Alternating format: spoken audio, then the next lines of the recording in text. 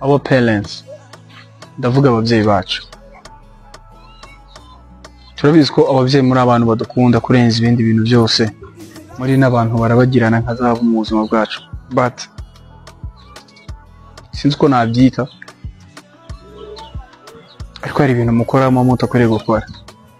Sinumva impamvu ushobora gufata umwanya wawe nk'umubyeyi ukaba uri kubwira umwana, umwereka abana bo kwa kanaka, umwana wo kwa kanaka arangije kaminuza, umwana wo kwa kanaka yabonye akazi, umwana wo kwa kanaka ndebera asigaza imodoka, umwana wo kwa kanaka ejo n'ejo bundi byagenze gutya, uwo kanaka nta kintu aba amaze ku mwana wawe, kuko buri umwe agira ibye.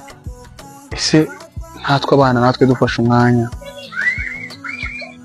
natwe tugatunga intoki ababyeyi ba kanaka.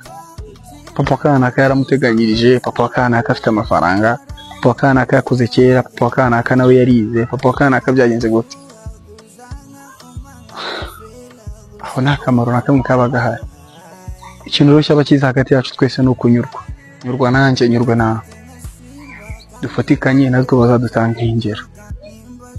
Ureke kumara umwanya impingero z'umwana wo kwa kanaka, kuko nanjye mweretse umubyeyi wo kwa kanaka ntabwo wakisanga mu babyeyi 100 bari perfect. Yeah.